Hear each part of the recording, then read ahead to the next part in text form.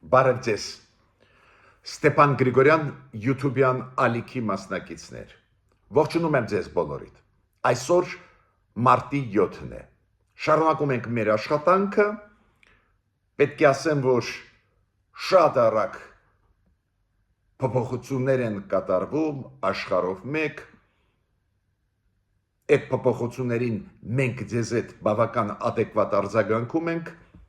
բայց իրոք շատ արագ ամեն ինչ զարգանում է։ Ես այսօր ձեզ հետ կխոսեմ Ալիևի հայտարարության մասին, ես այսօր ձեզ հետ կխոսեմ անպայման Եղիշե Կիրակոսյանի հրաժարականի մասին,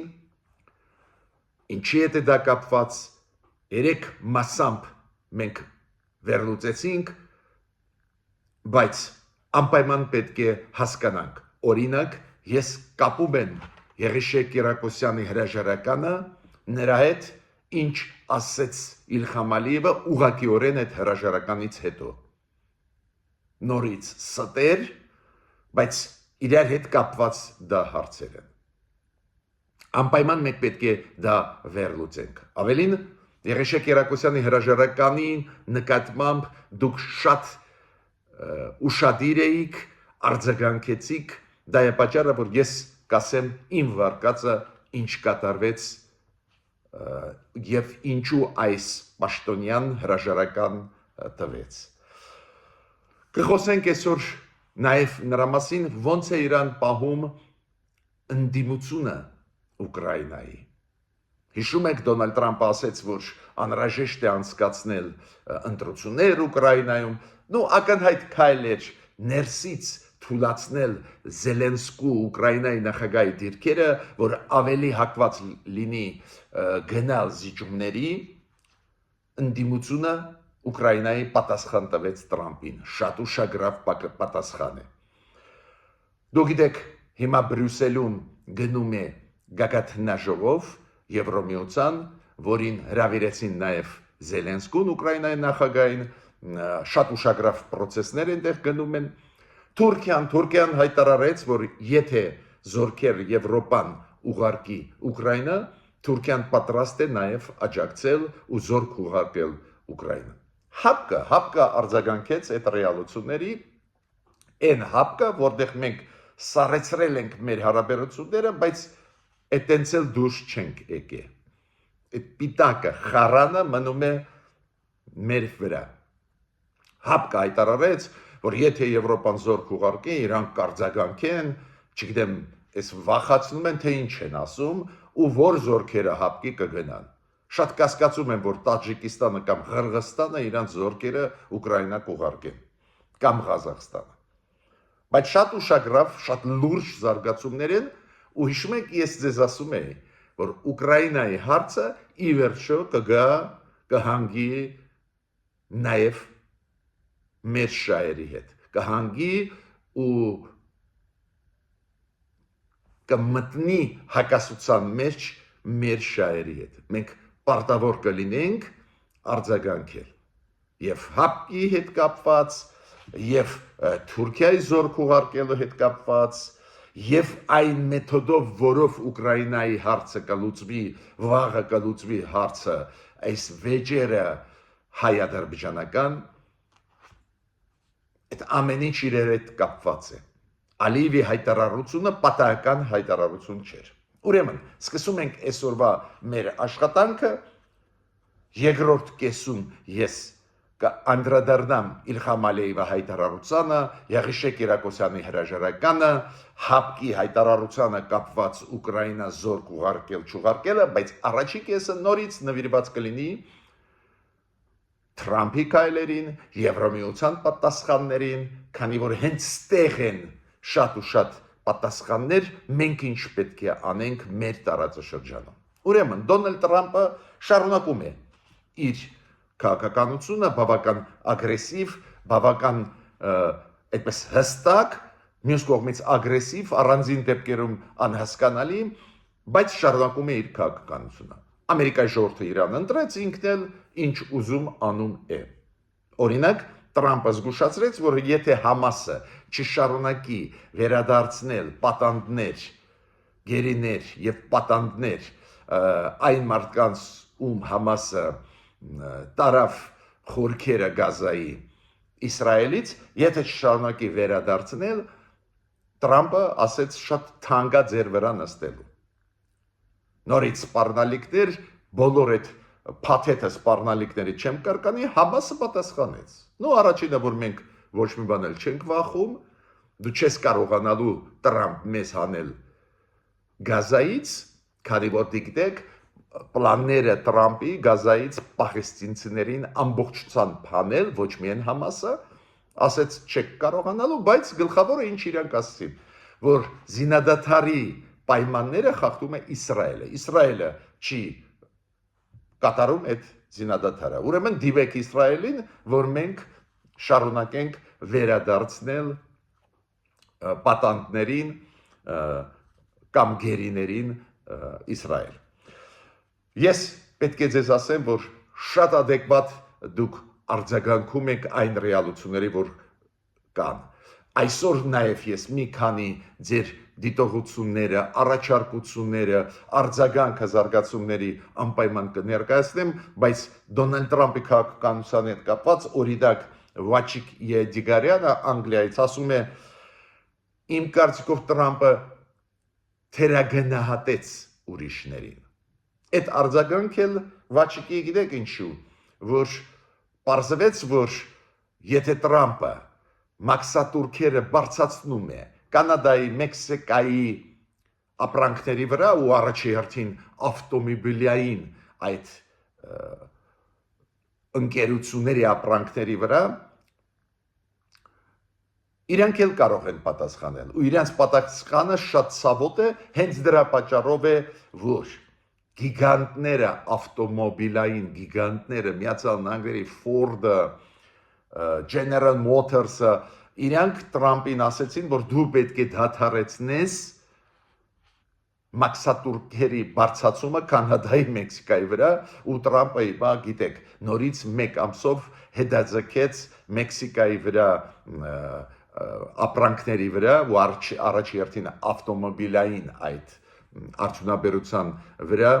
այդ մաքսատուրքերը։ Նույնացի որոշում անպայման կլինի Կանադայի հետ կապված էլ։ Կոպիտ ասած չգնահատեց, թերագնահատեց Տրամպը մյուս երկրների քայլերը, եթե Տրամպը անում է իրենց դեմ քայլերը։ Համաձայն եմ։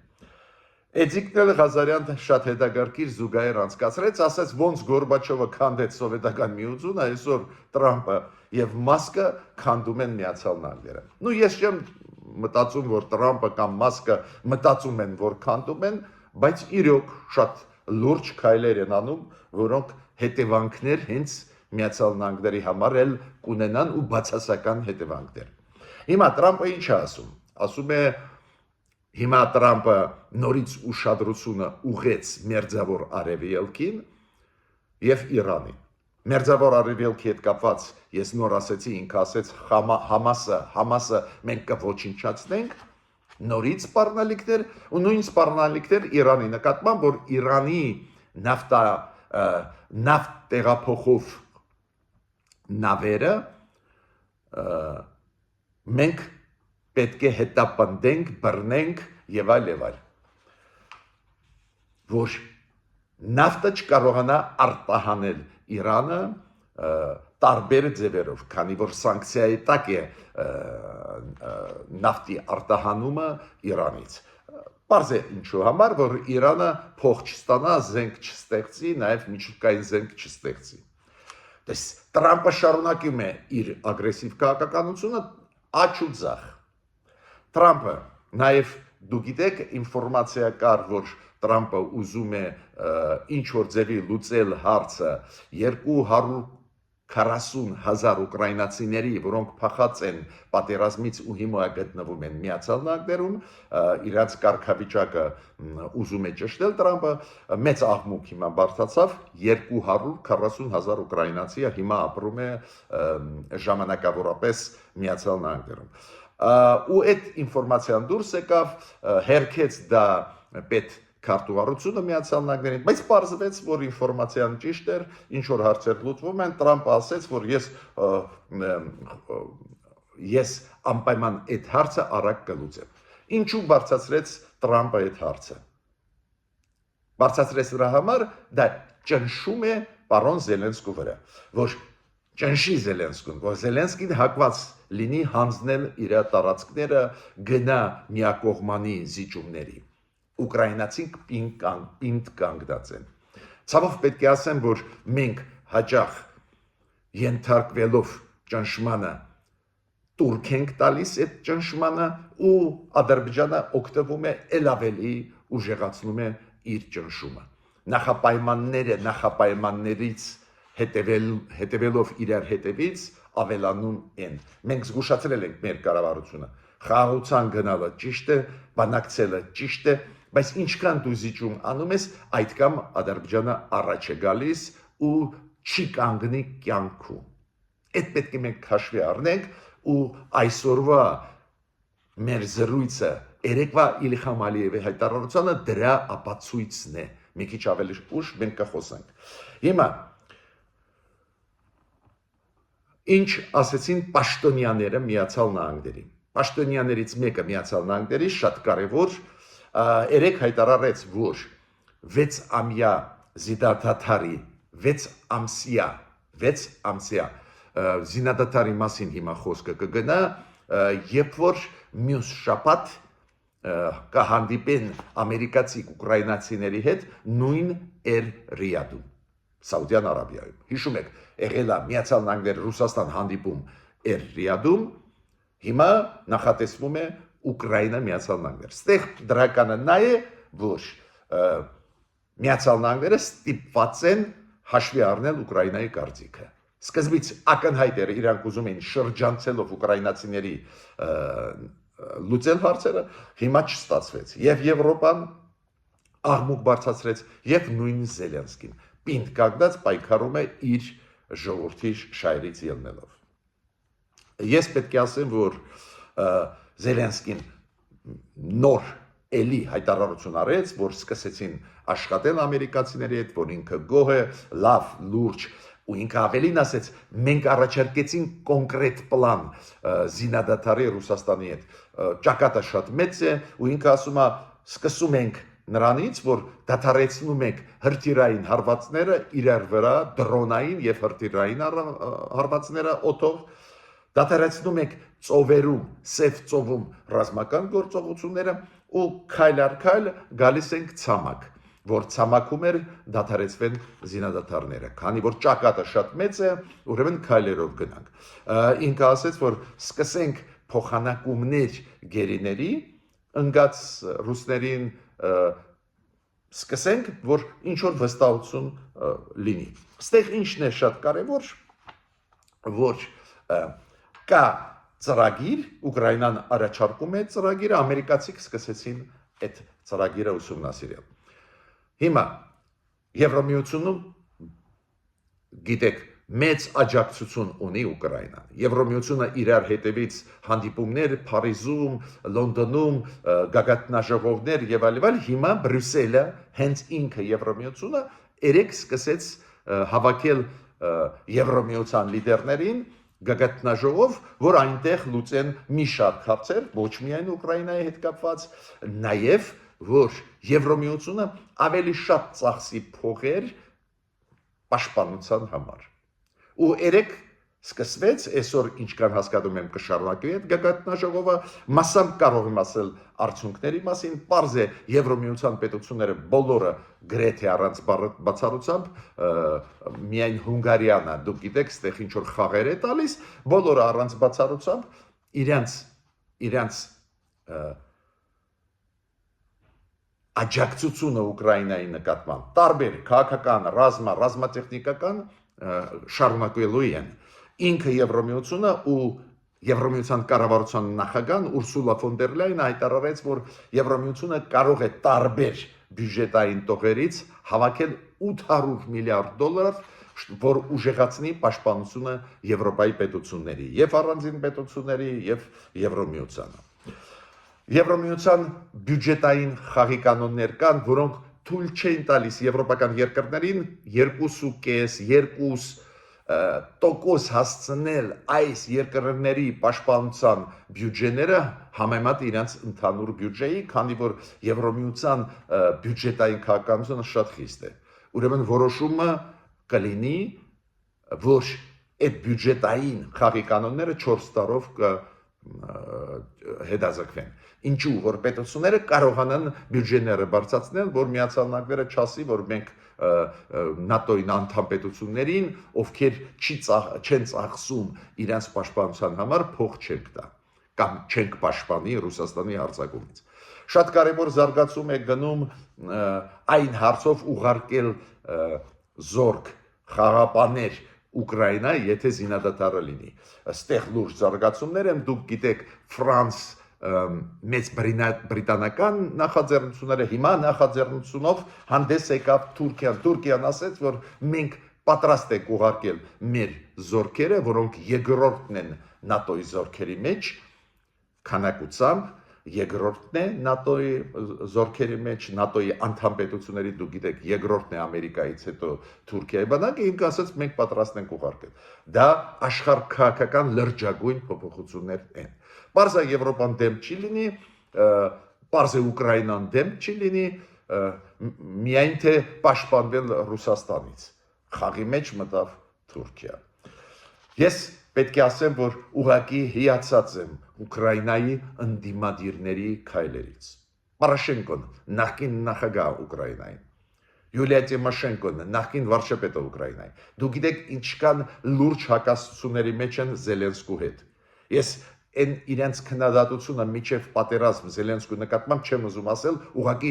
չեմ կարող արտասանել այդ բառերը, ոնց են քննադատում։ Այդ քննադատություն չէր։ Դա ամենավերջի խոսքերով քննադատություններ, չեմ կարողանի այդ բառերը։ Բայց նայեք ինչ է նշանակում պետականամետ գործիչներ։ Երբ որ Տրամպը ասեց, տղեկ, կարող է ընտրություն անցկացնենք ու դուք կընտրվեք, այլ ոչ թե Զելենսկին։ Եվ առանձին Տիմոշենկոն ելույթով հանդես եկավ։ Եվ առանձին Պորոշենկոն ելույթով 3 հանդես եկան։ Ամեն մեկը ասեց, պատերազմի ժամանակ դա բացառվում է, այդ հեքիաթ միք պատմի ամերիկացիք։ Մենք միջև վերջ սատար կանգնենք մեր պետությանը ու զինադատարից հետո այո կպահանջենք մեր սահմանադրության համաձայն, որ 180 օրվա ընթացքում կազմակերպվեն նոր ընտրություններ, բայց միջև գնում է պատերազմ, դա բացառվում է։ Պարզ է, այս հայտարարությունները իր դերը խաղացին։ Ուզած չուզած գլուխը կախ ամերիկացի գնում են հիմա Էրիադ բանակցելու հենց Զելենսկու հետ։ Ինչ կարող անեն։ Ներսից չկարողացան պարակտել։ Ու հիմա համեմատեք ինչ է կատարում մեր ընդդիմությունը պրոռուսական ներսում։ Ուղարկում է մեսեջ Ռուսաստանին, խփեք Նիկոլ Փաշինյանին, թուլացնեք Նիկոլ Փաշինյանին։ Ուղարկում է մեսեջ Ամերիկային, ասում է Նիկոլը խաղեր է տալիս, ինքը ձեզ հետ չի, ինքը ռուսների հետ է։ Էսա մեր պատկերը, համեմատ ուկրաինացիների։ Ավելին Պորոշենկոն ասեց, մենք պահանջում ենք ամերիկացիներից, աշխատում ենք ամերիկացիների հետ եւ դեմոկրատների եւ հանրապետականների, աշխատում ենք ու պահանջում ենք ուժեղացում սանկցիաների Ռուսաստանի դեմ։ Նույնը ասեց Յուլիա Տիմոշենկոն։ Զալուժնին նախկին հրամանատարը բանակի Ուկրաինայի, որը հիմա դեսպանն է Ուկրաինայի Մեծ Բրիտանիայում, հայտարարություն արեց։ Ինչու իր հայտարարությունը ուշադիր հետևում են, բոլորը գիտեն, որ շատ հավանական է, եթե լինեն ընտրությունները, որ ինքն է ընտրվելու, ինքը շատ այսօր ունի մեծ վարկանիշ Ուկրաինայում։ Ինքը ասում է, Միացյալ Նահանգները քանդում են աշխարհակարգը, այն խաղի կանոնները, որը կային, ու սխալ են անում։ Տեսակ ինքն էլ աջակցում է Զելենսկուն, ինքն էլ ասում է, որ դուք եք մեղավորը, այլ ոչ թե Զելենսկուն, որ գցում եք Զելենսկու վրա պատասխանատվությունը։ Ու ինքը ասում է, նաև Եվրոպան վտանգի տակ է Ռուսաստանի պատճառով, ու անպայման պետք է ամերիկացիք ավելի ճիշտ քաղաքականություն վարեն։ Ես պետք է ասեմ, որ շատ դիպուկ քննադատություններ ամերիկացիների նկատմամբ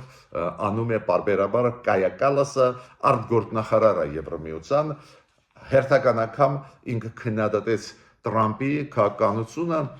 որը դադարեցրեց ժամանակավորապես աջակցությունը Ուկրաինային, ռազմական աջակցությունը։ Շատ հետաքրքիր արձագանք էր հայտնի ելույթի, երեք ես ասեցի, Էմանուել Մակրոնի ուղերձը Ֆրանսիայի ժողովրդին, որ ինքը ասեց, որ մեր միջուկային զենքը, որը զսպիչ մեխանիզմ է ագրեսիվության օրինակ Ռուսաստանի, մենք պատրաստ ենք կիսվել այդ զսպիչ մեխանիզմով ամբողջ Եվրոպայի հետ, պարզա խոսքը գնում է Գերմանիայում, Լեհաստանում, ասենք այդ միջուկային զենքը Ֆրանսիայի տեղադրել, ու Պուտինը ասեց, շատ ցավոտ ընկալեց ասածը Մակրոնի, Պուտինը այդ հանցագործը, ռազմական հանցագործը, Պուտինը ասեց, որ մոռացան ինչով ավարտվեց Նապոլեոնի մուտքը Ռուսաստան, այդ պատերազմը ինչով ավարտվեց եւ այլ եւ այլ։ Հիմա Զելենսկին ինքը բացման արարողությանը մասնակցեց, ելույթ ունեցավ, ասեց, որ մենք շատ շնորհակալ ենք, որ մեծ աջակցություն է Եվրոպան տալիս, տեսակ Ուկրաինան կարողացալ ձեռք բերել իսկական դաշնակիցներ։ Դա է պատճառը, որ հիմա դեռ դիմադրում են ու կդիմադրեն, ու իմ կարծիքով այդ պատմությունը վատ չի ավարտվի Ուկրաինայի համար, մինչդեռ իրոք շատ են վտանգները։ Ինչու Ուկրաինան դիմադրում է, ինչու բան ստացվում է, ինչու ստացվում է նույնիսկ դիմանալ Միացյալ Նահանգների ճնշմանը, ոչ միայն Ռուսաստանի ագրեսիային, քանի որ իրանք ձեռք բերեցին իսկական դաշնակիցներ։ Գրեթե բոլոր առանց բացառությամբ Եվրամիության անդամ պետությունները, Կանադան, Մեծ Բրիտանիան, բոլորը կողք կողքի կանգնած են Ուկրաինայի։ Այն կողմից, Ասիայից, Ճապոնիան, Ավստրալիան, Նոր Զելանդիան, Հարավային Կորեան անընդհատ անում են քայլեր քննադատող Ռուսաստանին, սանկցիաները ուժեղացնում են, իսկական դաշնակից ձեռք բերեցին, ինչը մենք չկարողացանք անել, բաց խոսենք։ Հիմա լիդերները, ովքեր եկան Բրյուսել երեք, շատերը ասեցին իրաց կարծիքը, նաև նոր հնարավոր կանցլերը Գերմանիայի Ֆրիդրիխ Մերցը, բոլորը, նաև շատ կարևոր է, որ Լիտվայի ղեկավարը հիմա այնտեղ է, նաև Հունաստանի վարչապետը, բոլորը առանց բացառությամբ իրենց աջակցության Ուկրաինայի խոսքերը ասում են։ Անչափ դա կարևոր է, եթե այս ձևի ծանր պայքար է, շատ ու շատ կարևոր է, երբ որ այս տարբեր երկրների լիդերները քեզ աջակցություն են տալիս։ Այսօր ես շատ կարևոր թեմայից ձեզ հետ ուզում եմ խոսել։ Ես միշտ հիշեցնում եմ ձեզ, որ պետք է դուք լայքեք, կիսվեք, բաժանորդագրվեք, դա աշխատացնում է մեր YouTube-յան ալիքը, աջակցեք, եթե կարող եք մեզ, ու դրա համար շատ ու շատ բոլորիդ շնորհակալ եմ։ Նաև շնորհակալ եմ ձեր փայլուն մտքերի համար, փայլուն առաջարկությունների համար։ Ու հիմա ես հանձնում եմ կարևորագույն հարցի այսօրվա։ Եղիշե Կիրակոսյանի հրաժարականի հարցին, անչափ կարևոր հրաժարական է, սովորական հրաժարական չի։ Եղիշե Կիրակոսյանը մեր կառավարությունում այն խումբը ղեկավարում է, որը զբաղված է միջազգային դատարանների աշխատանքի հետ, իրավական հարցերի հետ։ Անչափ կարևոր դա ինստիտուտ է մեր կառավարության մեջ։ Ու իր հրաժարականը այդ լուրջ խնդիր է։ Պատկերացնում եք, հարյուրավոր երեք ես նամակներ ձեզանից ստացա, քանի որ անդրադարձա այս հարցին, ու օրինակ Աստղիկ Հարությունյանը ասում է, ինչի հետ է կապված, պարոն Գրիգորյան, մանրամասն ասեք Եղիշե Կիրակոսյանի հրաժարականը։ Վարդան Խարատյանը, Շուշան Սիմոնյանը, Կարինան, Սարգիս Իվանյանը, Էմմա Վարդանյանը տարբեր ռակուրսով շոշափում են այդ հարցերը։ Հիմա ես ուզում եմ ասել իմ կարծիքը, երեք մասամբ ես ասեցի, Այսօր ավելի հստակ պետք է ասեմ։ Այո, Եղիշե Կիրակոսյանը կողմնակից էլ այն կոնցեպտի, որի համաձայն Հայաստանը չպետք է հրաժարվի իր իրավունքից դիմել միջազգային դատարաններ։ Լինի դա Եվրոպական մարդու իրավունքների դատարան, լինի դա ՄԱԿ-ի միջազգային դատարան եւ այլ դատարաններ, օրինակ ՄԱԿ-ի արբիտրաժային դատարան եւ այլ եւ այլ։ Ինքը դա ասել է ի պաշտոն է, դա իմ մեկնաբանությունը չի։ Հրապարակային ասել է։ Կոպիտ ասած, այն ինչ մենք դեզ հետ քննարկում ենք, բարբերաբար, ու ես ասում եմ հիմա իմ կարծիքը, մենք դրանից չպետք է հրաժարվենք, ոչ թե այն պատճառով, որ մենք չենք ուզում, որ լինի խաղաղություն, այն պատճառով, որ Լեռնային Ղարաբաղի ամբողջ պատմությունը, Հայաստան, Ադրբեջան այսօրվա հակասությունները, իրավական ամբողջ փաթեթը իօգուտ մեզ է, ու ցանկացած որոշումներ, որոնք կկատարվեն, կլինեն իօգուտ Հայաստանի, ու այս ձևի որոշումներ եղել են իօգուտ Հայաստանի, եւ եվրոպական, հիշում եք, մարդու իրավունքների դատարանի կապված Արցախահայության հետ, Լաչինի Միչանսկի հետ, կապված Հայաստանի վրա հարձակման հետ 2022 թվին, եւ միջազգային ՄԱԿ-ի դատարանում։ Ուրեմն տարբերակ չկա, որ մեր դեմ որոշում լինի։ Ինչի մենք այդ առավելությունից, միջազգային նորմերի առավելությունից հրաժարվենք, հաշվի առնելով, որ դա շատ կարևոր զսպիչ մեխանիզմ է ագրեսիայից Ադրբեջանի։ Մեր կառավարությունը մի փոքր այլ կարծիք ունի, ինչքան ես հասկանում, մեր կառավարությունը ինչ է ասում։ Եթե Ադրբեջանն էլ բողոքներ չտա, եթե Ադրբեջանը հրաժարվի նկարտումներից մեր տարածքների վրա, արի այդ կոմպրոմիսի գանք, որ մենք էլ չենք դիմում, Ադրբեջանն էլ չի դիմում, ու այդպես խաղաղություն հաստատենք։ Ժամանակը ցույց է տալիս, որ ճիշտը մենք ենք։ Ինչու ժամանակը ցույց է տալիս, որ ճիշտը մենք ենք։ Եղիշե Կիրակոսյանը հրաժարական տվեց, պնդում եմ դրա պատճառով, որ այս հակասությունը կա իր դիրքորոշման մեջ կառավարության դիրքորոշումից։ Ու քանի որ ժողովուրդ դուք ընտրեցիք Նիկոլ Փաշինյանին, այլ ոչ թե Եղիշե Կիրակոսյանին կամ մեզ փորձագետներից, պարզ է, որ Նիկոլ Փաշինյանն է լուծում այս վեճը։ Նիկոլ Փաշինյանը ուզում է հասնել խաղաղությանը ու կասկած ես չունեմ, համարում է, որ այս ձևի կոմպրոմիսի կարելի է գնալ։ Այո, դա այս կոմպրոմիսը ունի իր մեջ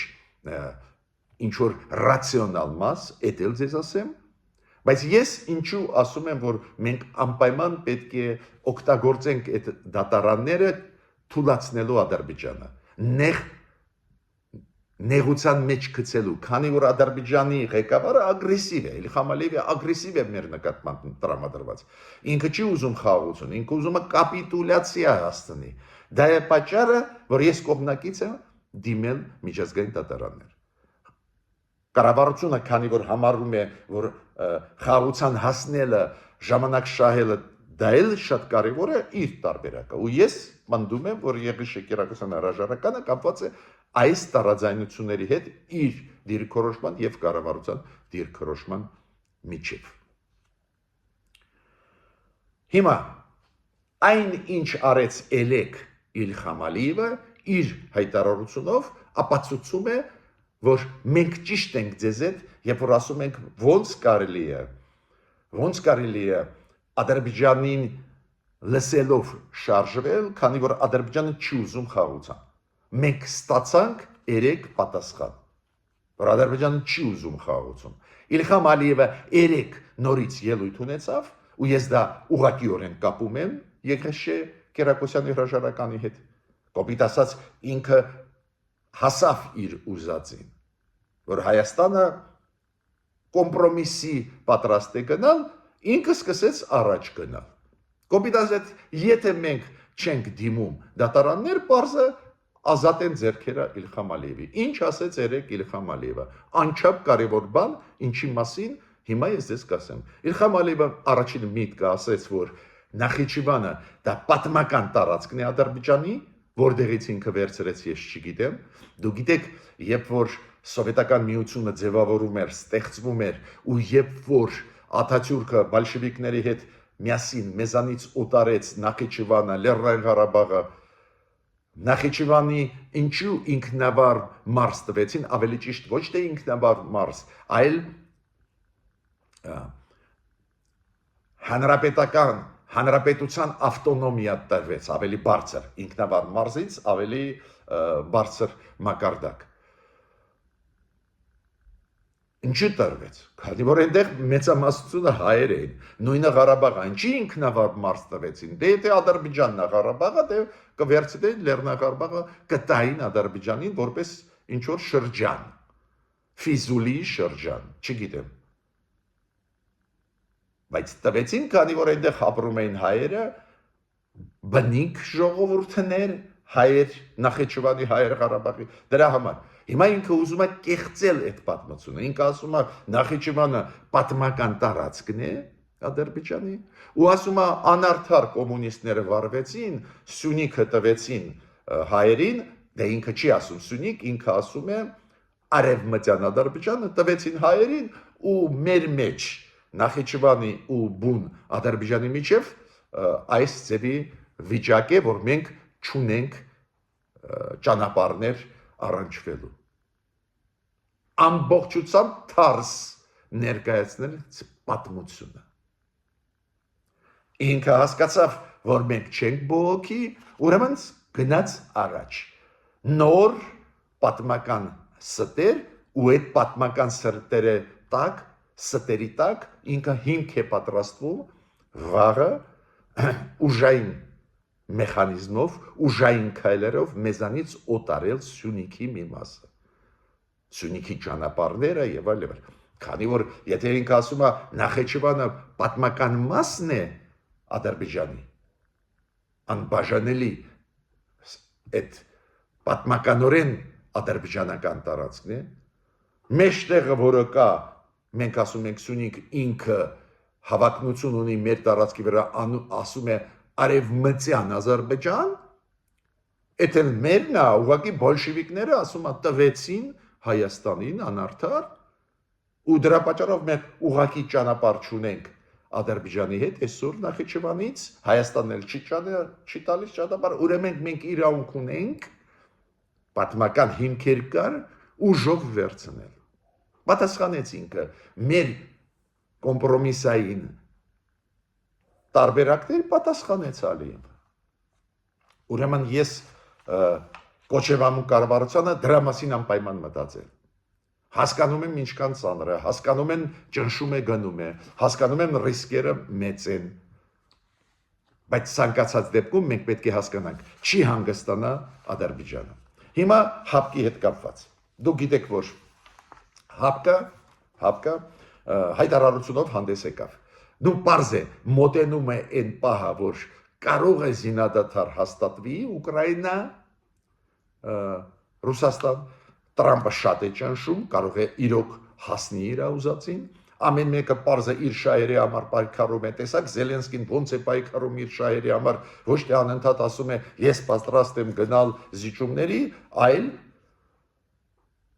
կամ դիմադրում է, հետո հետ է կանգնում, նորից դիմադրում է, դա ճիշտ քաղաքականություն է։ Հիմա հապկը ասում է, եթե եվրոպական զորքերը բերվեն, լարվածությունը կավելանա տարածաշրջանում, Ուկրաինա, Ռուսաստան այս մեծ պատերազմական գոտում հապկը ի պաշտոնի ասեց, եվրոպական զորքերի մուտքը Ուկրաինա էլ ավելի կլարի, ու ասեց հապկը կարձագանքի, հապկը իր զորքերը կուղարկի, ինչ որ անհեթեթություններ։ Ու մենք դեր այդ հապկի անդամ ենք։ Այս բաների վրա հատուկ ուշադրությունը ուզում եմ դարձնել մեր կառավարությանը, քանի որ մնալը հապկում անընդհատ շար է բերելու մեր գլխին։ Հիմա ես ինչքան հասկացա, Ռուսաստանը բանակցությունների ժամանակ ամերիկացիների կասի, Եվրոպան բերում է զորքեր Ուկրաինան, ու դրա դեմ դիմադրելը շատ դժվար կլինի Պուտինին, ու Տրամպը մի քանի անգամ ասեց, ես զորք չեմ ուղարկի Ուկրաինա, զորքերը կլինեն Եվրոպայից։ Հիմա Ռուսաստանը կարաչարկի կասում մենք էլ հապկի զորքերից կուղարկենք, դե Տրամպը կբացի այդ հապկը ինչա կամ իր օգնականները կկարդան, Հայաստանն էլ մեջը կա։ Պատկերացնում եք Տրամպի արձագանքը, գլուխը կխառնվի, ուրեմն դա վտանգ է մեզ համար։ Դուրս եկեք պրծեք, դա լուրջ վտանգ է մեզ համար։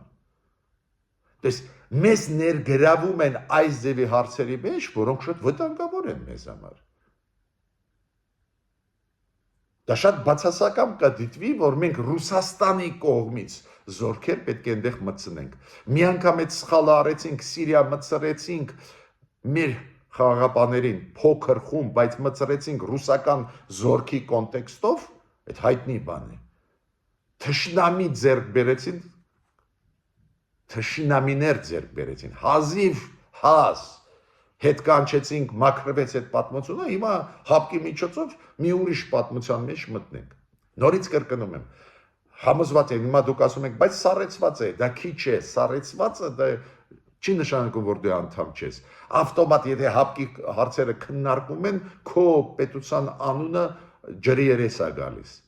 Էդ էլ հաշվի առնելով, որ Ռուսաստանն, Ադրբեջանը շատ լուրջ աշխատում են, ասում են խաղ է տալիս Հայաստանի կառավարությունը։ Խաղ է տալիս, հապկում են, ուղղակի խաղ են տալիս, խաբում են Եվրոպային, Ամերիկային։ Ավարտեցի իմ ելույթը, միջ նոր հանդիպումներ։